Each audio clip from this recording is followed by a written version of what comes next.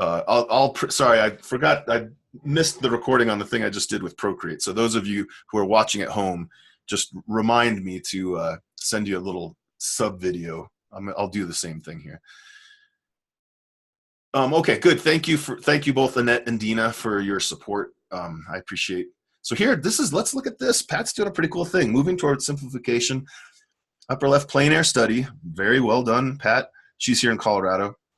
Upper right, change the color mood. We're going to do that next week and in the color session. Lower left, simplified forms. Lower right, even simpler. Yeah, so look. So here's what you do, audience, is you look at that, and you know, you can even do this as a mental experiment. You know somebody who would like each of those. You know, there's somebody who's prone toward the thing on the top left. I call them neighbors. Like my broad term for those is the neighbors. The neighbors usually like the more descriptive, the thing that looks more like a photograph.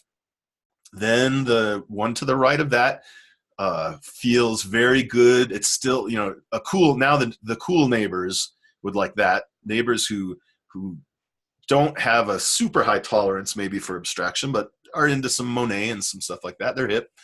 Then the bottom left, that's me. I love that. Like that weirdness totally appeals to me. I love the flatness. I love the weird brushwork. I love the color scheme. That's the one that gets me the most. And then the last one, I also like it, but it's so simple now. My desire for simplicity has been it's been over satisfied. And so each of you, as you look at that, just kind of ask yourselves that question. See where you land. This is why it's more fun to teach tools than it is to teach rules, because I don't know what you like best, and you probably have really good reasons for it. Whatever. Great job, Pat, if you're watching the video. Well done. Oh, Dina's here. Let's talk to Dina. Hang on, Dina. I'm going to come get you. How's everything going, Academy Award nominee Dina Peterson? Hey, thank you. It's going great. Thanks.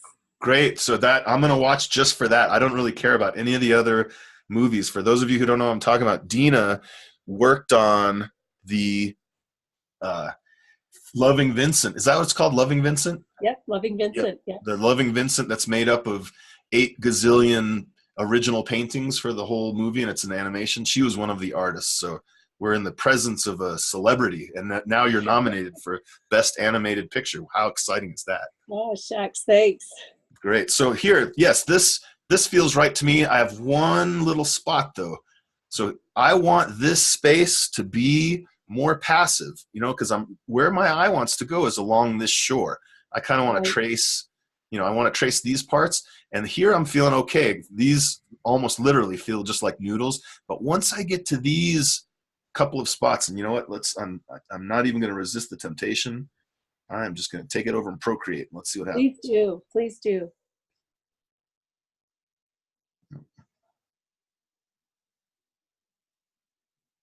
I did do that in Procreate, actually. I'm hoping to use my Procreate sketches and do actual paintings from them. Wow, that is surprisingly real world. That looks like a pastel. I can see a little digital footprint, but that sure looks pastel-y to me. I can't get this straight. Sorry, it's going to be just slightly crooked. You OCD folks, I apologize.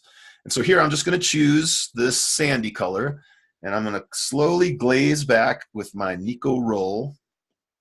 Just kind of glaze back some of that. I'm not getting rid of it. Same thing with Nancy's window. I'm just sort of backing it off. So you see how now, sorry, I slipped right there. See how in this iteration, these contrasts draw your eye, and in this iteration, it becomes more passive, and how much easier now. And so now it almost seems like the chicken needs to wake up a little bit. So I'm going to put like a bright little shot of white someplace. I'm going to prioritize. This whole line sort of seems equally prioritized. I'm going to prioritize a spot. That seems like a pretty good spot. I'm just going to throw some white. Ooh, that's not right. Hold on. Switch to pencil.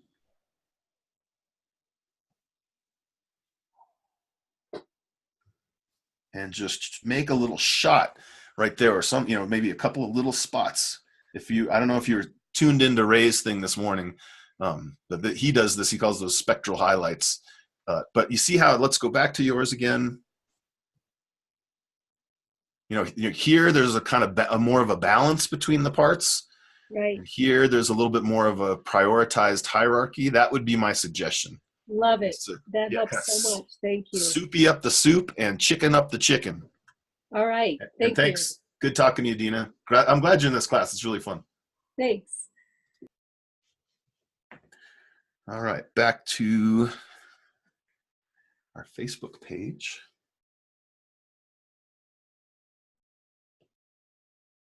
All right, Karen's wrestling with this one. Yes. Let's see. I thought there might have been a newer one, but maybe Karen, this was an older version. Let me see if she's here. I think she may have told me that she was. Oh, there is a Karen. If your name is Karen, I'm about to unmute you. And if you are not Karen Smith, just say I'm not Karen Smith. Hello, Hi, is this Karen Smith? Yeah. Okay, do you want to pass or do you want to talk? Oh, I'd love to talk. All right, so tell me what's frustrating you here. Oh, just the whole thing that so this is the fourth of a series. I went out and did plein air and gouache. That was, kind of fun. I was trying to do soup and I brought it home and it was mostly noodle, I think. Just because I have kind of, I had a drawing teacher who said I have a nervous line. So I have this kind of habit of my brushwork that was small and noodly. So I did a series of gouache studies. Unfortunately, I didn't put them up all together. And one of them, I don't know, I just kept trying to simplify. And then this is the last one. And this one I did in oil to try to, it's kind of a hot mess. There's bushes and a flat rock and stuff in the foreground. And when I tried to suggest those, it wasn't simple anymore. So I guess I'm trying to figure out how to do simple that kind of suggests the space and isn't boring. Yeah, and I think so. I would say one of the answers, and I would draw on this on Procreate if I had your original, a photograph to work from. So I'm just going to say it, and hopefully everybody can imagine this in their minds. So when we get into values next week, my primary strategy for de-emphasizing a detail is by reducing the amount of contrast in the values, right? So I can just imagine what's probably here. Lots of rocks, lots of changes of color, all this kind of stuff. I'm going to think out loud and tell you kind of the series of decisions I would make. I think everything above this line is perfect. I'd keep this entire, that's all gorgeous color. It's great little details, really beautiful contrast. It relates well to this. Now, once you know that that's going to be there, you make two more decisions. Where are my other two zones of interest? And I tend to think of like either in a triangle or like an oval, but probably something here. That seems like a good candidate because something was there. Could be zone number 2. And then something over here, some tree or something would be zone number 3. And so you'll have this relationship. And then, so put your contrast, go ahead, put your contrast, put your edges the way you've got contrast right here against that focal point. Put your contrast and shapes here, but do them only in this much space. As that object fades away, drop that contrast. And as more, if there's other trees and stuff like that, drop the contrast and value there. So you can still have your details, but they won't be chicken. They'll just be noodles. And so your eye will just stop on part of the detail, not the entire object. So, focus contrast here and then focus contrast down here, which would mean probably defocus, like pull down the contrast out here because you want the eye to come back into the painting. The more sharp edge, high saturation contrast out to the edge, your eye's going to get pulled out and stuck over there. And so see, like when you're messing with it again, that would be my advice. And I'm sort of happy I don't have any original reference because it's not influencing what I'm suggesting, but just focus on this. Don't make this louder than that. I think this needs to be the loudest thing. So, just go as if you're solving a little Sudoku puzzle. You know that this is the right thing. Now see if you can get those two to play right together. Then see if you can get something over there. And then the rest of it should take care of itself. You'll just know, quiet that down, turn that up. Does that make sense? Yeah, that helps a lot. I was trying to keep my big shapes too. But actually, it would be really helpful for me because I've been studying plein air and it's a little bit hard to come by kind of simple modern plein air in a way. Like David Sharp was a great suggestion and a few other ones. I looked him up. But if if you or other people have suggestions, I mean, I know like there's some in art history. Uh-huh. Paul Well, certainly Klee or something. Russell Chatham. Russell Chatham would be a big choice. He's a great Sunshine. simplified landscape painter. David Okay. Sharp. If I think of more, I'll put him on. I'll try to post some. Definitely that Bato, the guy that I just posted. Oh With the yeah, snow that was scene. beautiful. Now, all those Russians are great at that. Yeah. So we'll maybe if you have a photo to reference, post it on the, make a little album and post it next to this, or post it in the comments, and then we can look. I Or actually is it did just get, plein air? it's just plein air, and by the time the weather started changing, this was the day before we had the snow. So by the time I pulled my camera out to take a picture, it was it was really too dark. Yep. Doesn't that just happen? Yeah. So just try that. See if you can kind of recreate, and even if this is one huge shape, there needs to be some area that is prioritized so that Okay. within one giant object, you can have chicken noodle and soup in that object. Yeah. Cool. All right. Thanks, Karen. Looks great. I know right where you were there. I used to live in Boulder. That looks great. Okay. I think it's in Boulder. Maybe it's Red Rocks, but sure looks like Flatirons to me. Yeah, everybody throw down those names. We got Eric Merrill, Resnick, yep, Hesterberry. Lots of really good simplified landscape painters. Man, these things go so fast. Are we already at 12:39? All right, Christy. Let's see if Christy is here. I don't see, unless she's going as Christina. Although I think Christina's somebody else. Well, if you're in there, let's just look at a couple more, and then we're kind of getting close to the end anyway. I think you guys are getting the picture of how this is going to work. Yeah, so here, how about we just get rid of that blue piece showing through? I've already got a clear zone of interest, and then maybe a little bit more of a highlight or something here to identify that it's the main place of interest. Then my eye can just go up to this piece of the cloud, and then it can come down to this piece of the cloud and kind of ride its way back. I think that one little piece it's kind of right in the middle of the rest of it, but all the colors and all the shapes look great together. So if you're here right now, Christy, or if you're watching the recording, that's my suggestion. And let me just show here, I love how you guys are commenting. Please keep doing that. Comment on each other's images and share. This is like the class is one thing, but doing this stuff on Facebook is even better. It's just great. Bees, these are looking good. Let me come and get you Sari Sally Bees if I can find. Oh, I think she might have left. Let's see. Raise your hand, Sarah Sally Bees, if you're here. Let me see. Oh, and I see you, Robin. We'll get you next. I see that you just raised your hand as I'm jumping around here. Oh, now it's down. This is fine. You guys raise your hands, and then as soon as I call you out, boop, it goes down. Anyway, Bees, look at all of Bees' stuff. She's doing her series are really interesting, especially something like this, these little watercolor or gouache, whatever she's using. These are great. Ask yourself, is this passive space? Is it transitional space? Or is it a detail? This whole sky has all three of those in different places. Like this section to me is pretty passive. Definitely this space up here feels very passive.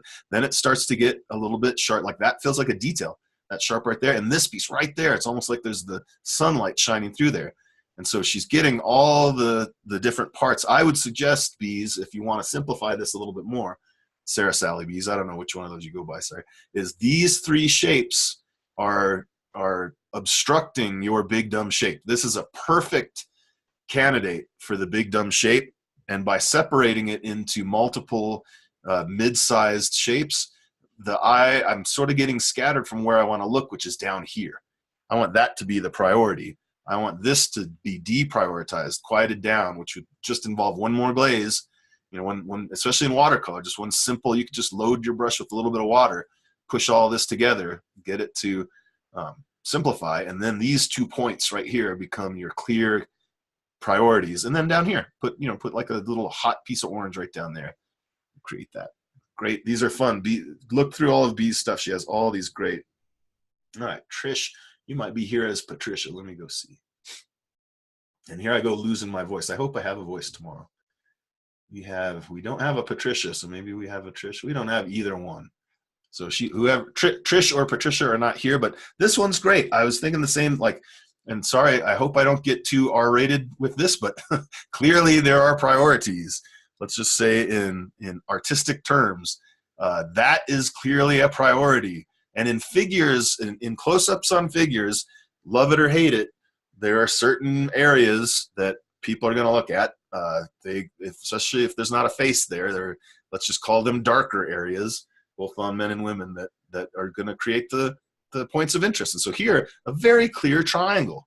It's nice. That's clearly the prioritized piece. There's a highlight here, or a flash of light. There's the contrast is higher. Then this one is a little bit less prioritized, and there's an area around it that's kind of getting pulled in. And then down here, a very nice sharp priority. So there's a really good flow to this, and then everything else. Look how fluid all of this other brushwork. I think it sends a signal to the viewer when you have really messy brushwork, really aggressive brushwork, that they don't want you to look at that. They want you to look at where you're being more precise, which this is great. The colors in it, everything. So Robin, I think you raised your hand again. Let me come. I'm going to unmute you, Robin, and then we're going to go back and get your stuff. Welcome back from London, Robin. How was that? It was awesome. Thank you. Awesome. Let's go look at your picture because I know you were waiting. I know it's... See this now. This is how I punish all of you workshop students of mine who make me stand around while you flip through your phones and try to find a picture. Okay, tell us what we're looking at here, Robin. Well, I did this top one at the Ghost Ranch. I think it was about 1.5 years ago. Uh-huh. And so, because I have been missed most of the classes, so I've been trying to catch up. Yeah. I used it instead of trying to paint a new one, and then just tried to go less and less, more soup, chicken and noodles. So the second one on the left on the bottom, and then I did the last one on the right on the bottom. Yep. And so I think this last one, it needs a little piece of chicken someplace. I love, so watch the sky. A the lot of progression soup. of your sky.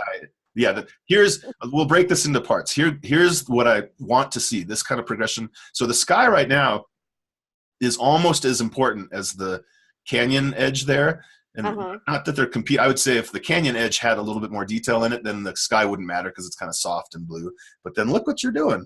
Now that sky's a little bit soupier. There's still a little bit of object recognition in there, but it's becoming more passive.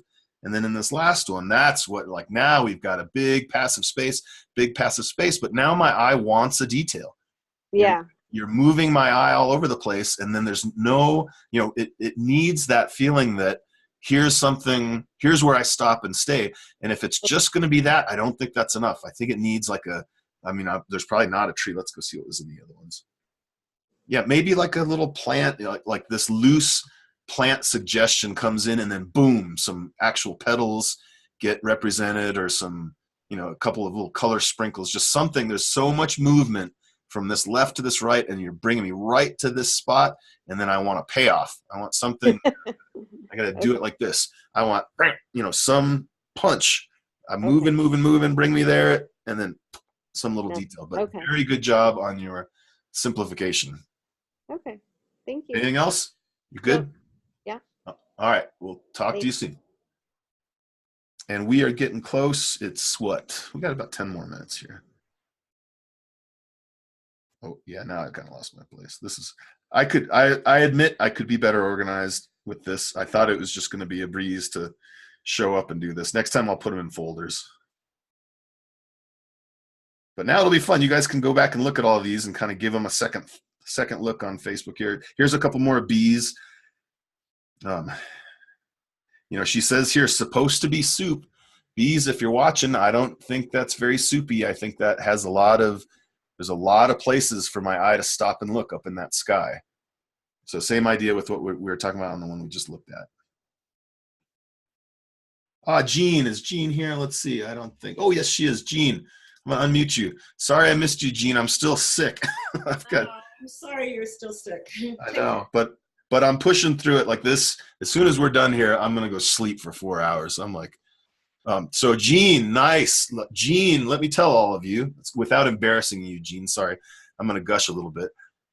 Jean has been in my Monday weekly class here in Denver for quite a while, and I've seen her progress through different stylistic stages and things like that. everything we're talking about chicken noodle soup wise is sort of introduced to me as Jean entered this painting style that you see here. Like, we talked at length, didn't we, Jean, about how do we make big spaces interesting? And in a time that I didn't know the answer to that, Jean showed up in class with the answer. So all of us owe a debt of gratitude to Jean's search for interesting soup. Well, thank you. This is one that worked. I've got plenty that I struggle with, that's for sure. Yeah, it's gorgeous. It just feels, I mean, the soup is so clearly passive. You know, it's a joy to pass through it and just see how it compares, and then gets a little bit sharper, and then boom, you just give me, literally boom, you give me this little detail in this sharp little piece. There's nothing to look at up here, and then you've got all these sharp little spots. So we'll look at a couple of yours, Jean, that are up here. Go check out jeanbrody.com. Is that how you do it, or jeanbrodyart.com? What's your website, Jean? It's just jeanbrody.com. Yeah, go look if you want to see how to put. Can you explain to us, because it's so interesting, how you put your paint on? Well, it's acrylic on board most of the time, sometimes on paper, and I use a lot of scraping tools, actually clay rib tools. Struggling one day, and I discovered them when I had an area I couldn't figure out what the heck to do with it, and pulled up those clay tools and started putting on my paint. The one that's on the screen now, trying to be abstract, because I always in my painting time do images of things, and wanting to work just with abstract, which is the hardest thing, I think. It is. It's very hard for me too, because you can't rely on anything. You got to make it all up. Right.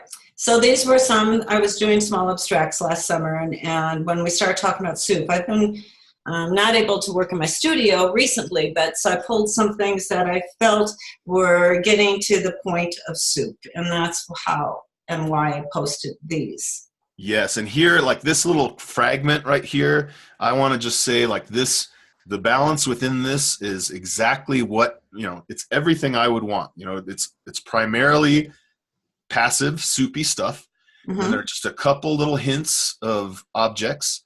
And then I would call, even though this kind of has the most contrast, I'd call this spot our sort of primary detail because of where it lies in the whole system. It's a little bit tough. These two are, I wouldn't call them competing, but they both kind of seem like they could be. But it's just this, so everyone, if you're asking Colleen Hoffenbacher if the question of what's the secret, here's one of them. Keep your values close, move your temperatures around. These values, if you click this into black and white, you'd barely see anything change at all. But because you have orange going into violet, going into red, going into violet, going into orange, going into a greenish almost, that's the secret. Alex Konevsky, also a master of that stuff. Let's look at your other one there, Jean. Yes, goodness. Soup galore, the glorious soup. Can you tell I'm sick? I want some chicken noodle soup in real life too. Excellent. Thanks, Jean. You want to add anything? I appreciate you sharing your Thanks. Thank you so much. I just want to say I have been watching since you started at, it was 11 o'clock my time. And it's just, how should I say, feeding my creative spirit. And I love listening to everybody and seeing all the different paintings. Thank you. Oh, thank you, Jean. That's so nice. And you guys, that's all I want in the world. I want you guys to feel inspired by each other. There's a reason I don't just sit here and talk about myself. I'm fascinating. No, I'm super fascinating, but I'm not that fascinating. And we couldn't do this about me, but we could do it about all you, and we could do it about what you guys think of all these different artists. So I'm glad, Jean. Thank you. That warms my little flu-ridden soul. All right, so this is probably a good time to kind of start getting close to wrapping up.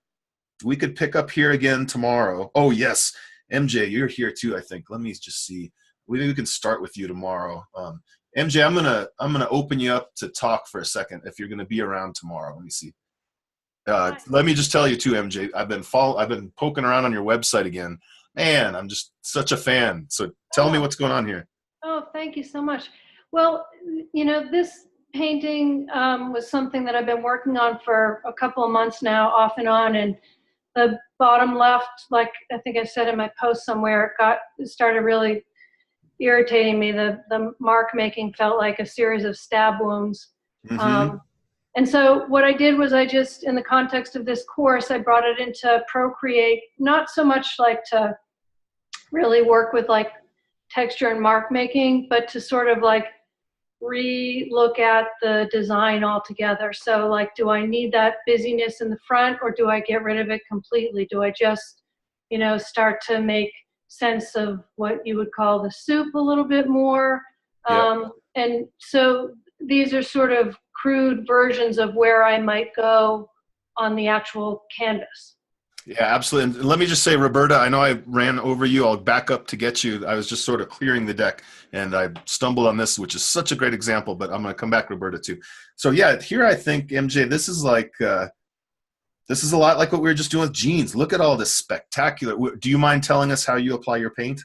Me? Yeah, no, like other people have mentioned here before, I have a tendency, especially lately, like the last year or two, to work with like very quickly with acrylics and sort of like work out some background color very quickly with big, oversized, annoying brushes. And I also use a shaper. So I kind of move paint around without brushes at times, and sometimes I'm grabbing for anything near me just to sort of like move paint around that's not with a paintbrush all the time. And then I start to focus a little bit more on painting over it in oil. Yes. And it has that layered, I mean, there's just a luminosity, even from the photograph, I'm sure in real life. They're gorgeous. So is this where we ended up, or is this I haven't decided actually, because so that's the original painting as it exists at this moment. Yep. And the other two are iPad or Procreate. Okay. So you're kind of on one direct. So I am most excited about this one because it had that. I feel like on the last one, the passive space, it's almost too big. I think you'd have to put, a much more interesting shape in this spot. It's all just sort of a sausagey shape. It'd have to have some big splashes or something. You could get away with it. Yeah. And maybe play up a little bit more what's going on here. But, oh, God, no. Now that I stare at it for a second, though, it's pretty, like it's really mesmerizing after 20 seconds of this one wave coming through the water. So let's go compare it back to this. Yeah, there's too much there. I agree. I think that's just, it feels like too much. All right, I think I'm going to change my mind. That's what happens with art. Like, so this is when we talk about the speed of moving the eye and stopping the eye. This is what's important. When I look at this for 5 or 10 seconds, it feels really balanced. And when I look at this for 5 or 10 seconds, it feels kind of empty. But when I look at this for 20 or 30 or 40 seconds, all the little nuances start to arise, like these little temperature changes and your brush work and things like that. Now suddenly I'm thinking, oh yeah, maybe it should be like that. So that's interesting. Okay. Yeah, you make the final choice, but I definitely think someplace away from that is going to be. Yeah. It's I wonder if other people get in the habit of this as well. Like sometimes what is 1,000% meant as an underpainting. Yep. I'm so like enamored with it that I can't let go of it, and I have this like bad habit of trying to preserve it in a way that I should not allow any sacred cows like that. That I should continue with my intentions and not let like what I'm seeing hijack where I'm going. Yeah. Yep, I do. And if you've ever, I'm sure many of you have done some abstract painting. That's the real hassle of abstract painting, is you get this little spot that's just going great, and then you get a couple of other spots. And my only way around that is you have to be willing to destroy everything at any moment. Like there's no piece that can be sacred.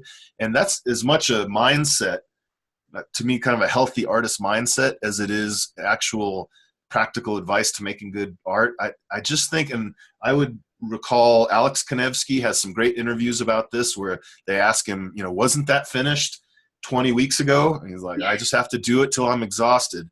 And that's my hard advice for everybody is you have to be willing to destroy it at any point, unless there's enough. This is the flip side. I see students in classes all the time with really good paintings who think something's wrong with it, so they scrape it off, or they'll, like, because they've been staring at it for 4 hours, they don't know that they have something good. So it's requirement. You got to get another set of eyes on it to tell you, don't scrape that off. And now it's funny, now that I've seen this for a minute and a half, I'm getting mesmerized by all those little parts.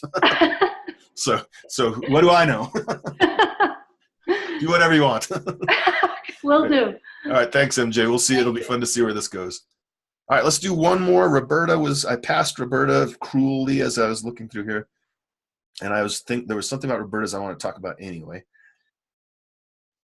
Washes later. See how short. Surprised that it works like watercolor to a degree. Oh yeah, that's what I was going to talk about. You can paint in acrylic very thin, absolutely, and get really watercolor effects. Sue Collins, you almost have it. Kanevsky is Kanevski. Just take out that second E. She's asking how to spell Alex Kanevsky. Thanks, Mona. And I'm going to end the recording in a minute, but we can just sit here and kind of do a quick chat also. So here, soup, excellent soup, very clean, easy to move through. Great. I would say the vase here what do we call this, a vase? I don't even know. That some of this could go away, some of the separation, so that it would also become part of the amorphous. There's no reason to separate when they're the same value. Separate the glass from the background. Just let that stuff flow together. We'll talk about that immediately next week on our value discussion, so that if these two flow together, now we have one massive shape back here, and then into that we have a very simple transitional tool, a line, and look at that wonderful highlight on that. And then we have our zones of interest, and there's a fairly somewhat clear hierarchy. I don't know. I think you might need a couple of brighter red shots right there just to get, this seems like one of these has to be the priority, but I'm not totally sure. Probably it's that one because it's up higher. But look, yeah, calm down here, and you could probably calm these down a little bit in the process. Okay, so hopefully that was helpful and informative. I apologize. People are always a little surprised when I bust this kind of critique out. I'm not critiquing necessarily toward quality or toward, like, I don't, if your drawing's bad or good or any of that kind of stuff. I'm much more interested in the balance, the overall. I'm going to stop on you right here, MJ, because you have this series. I'm more interested in talking about the balance and wondering how you guys feel, how things interact with each other. That conversation makes us think artistically rather than in terms of rules and things that we're supposed to do. So I'm going to quit the video here, and if you guys want, I could do, actually, you know what? Yeah, I'm going to jump off too. My voice is fading. I'm going to go take a big old nap. I'll see you guys on Facebook, and I'll see you tomorrow. We'll do it again tomorrow. Same deal.